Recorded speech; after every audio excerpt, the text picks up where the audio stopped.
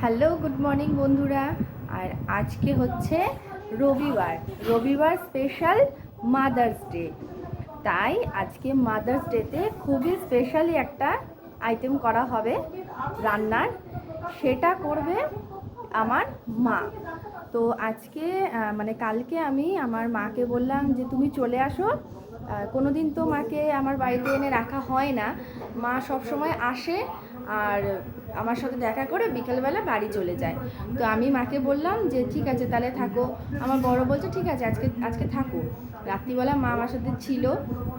এবার আমি সত্যিই জানতাম না রবিবার দিন মাদার্স ডে পড়েছে, আমি ওইসবে খেয়াল করি না। তো হঠাৎ করে দেখলাম যে হ্যাঁ আজকে মাদার্স ডে, তো ভাবলাম বাহ আজ একটা ভীষণ স্পেশাল দিন। তো মাদার্স ডে স্পেশাল দিন বলে কিছুই হয় না, মা সবসময়ই নিজের কাছে একটা ভীষণ স্পেশাল।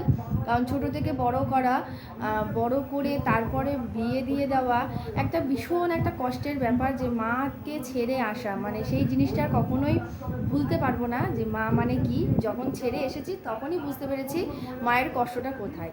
তাই মা আজকে রোববার দিনকে আমার বাড়িতে আছে। তো মাকে বলেছি মা তুমি কিন্তু আজকেই রান্না করে আমাদের খাওয়াবে।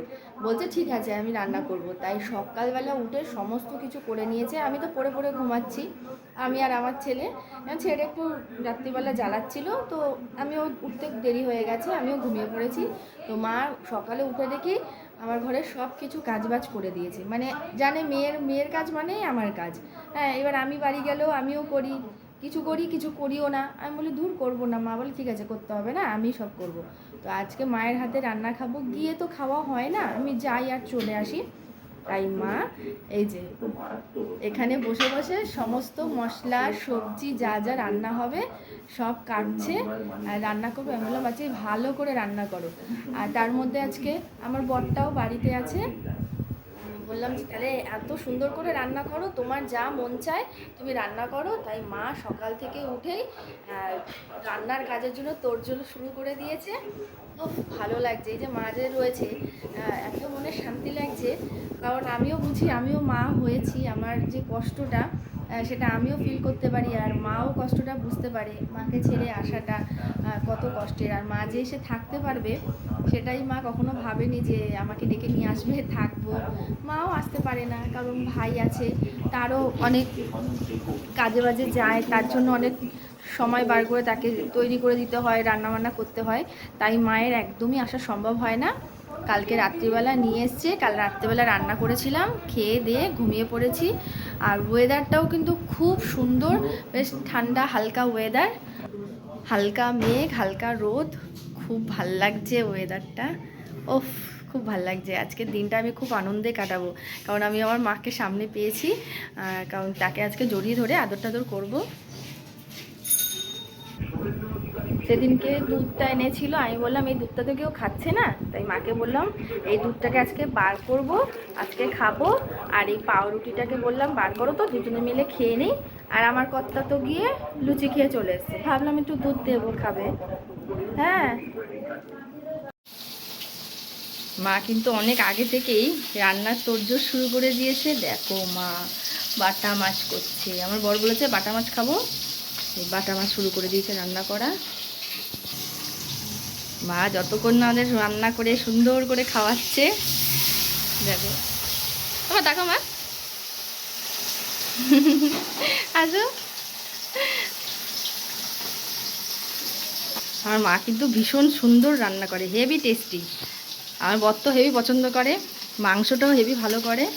জামাই ষষ্ঠীতে গিয়েও হেভি সুন্দর মা রান্না করে মাংস, ওই দিয়েই ভাত খেয়ে নেয়।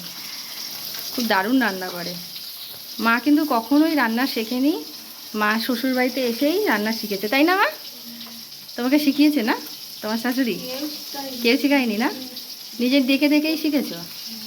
মা কিন্তু নিজেই দেখে দেখে সব শিখেছে। মায়ের একটা হেভি সুন্দর গল্প আছে, ও মায়ের গল্পটা বলো। ও যে দাদু তোমাকে গোলা রুটি খেতে চেয়েছিল, ওটা বলো মা, বলো মা। বলো না, বলো না, বলো না। মা তখন প্রথম কিছু জানতো না, আমি বলছি গল্পটা। হ্যাঁ, মাকে যখন প্রথম বলেছিল যে দাদু, মা যখন বিয়ে করে এসছে বলেছিল গোলা রুটি খাবে, তো মা তো জানতো না গোলা রুটি আবার কি। হ্যাঁ, মা জানতো না যে গোলা রুটিটা কিভাবে বানায় বা কিভাবে রান্না হয়। হ্যাঁ, মা কী করেছে, প্রথমে রুটি করেছে, রুটিটা করে তাতে জলের মধ্যে চুবিয়েছে, রুটিটাকে চুবিয়ে নিয়ে দাদুর কাছে দিয়েছে, দিয়ে বলছে নাও তোমার গোলা রুটি। হ্যাঁ, এবার দাদু বলছে এইটা গোলা রুটি না, এটা তো জল রুটি হয়ে গেছে। গোলা জল রুটি মানে বুঝতে পারো নি তুমি, তাই তো? হ্যাঁ, তারপর তারপরে রুটিটাকে বেশ করে ইয়ে করেছি, হ্যাঁ জলে সিদ্ধ করেছি, হ্যাঁ হালকা একটু নুন হালকা চিনি হ্যাঁ দিয়ে হ্যাঁ সিদ্ধ করে হ্যাঁ ফুটিয়েছি, হ্যাঁ। ফুটিয়ে তারপরে এবার নিয়ে এ মা, ওই জন্য মা বলছে বলতে হবে না। হ্যাঁ, ওই জন্য মা লজ্জা পাচ্ছিল, বলবো না। সবাই তো তখন বিয়ে করে এসছে, তখন মায়ের অনেক অল্প বয়স না গো মা? তখন মায়ের হয়তো 16 হবে, 15-16 না 17, তাই না? তখন অনেক অল্প বয়সে মায়ের বিয়ে হয়েছিল। আর তখন ওইসব মা করেছে, অনেক কাণ্ড করেছে, মা কিছুই বুঝতো না। যাই হোক, ভীষণ মজা লাগে এই কথাগুলো যখন মনে পড়ে।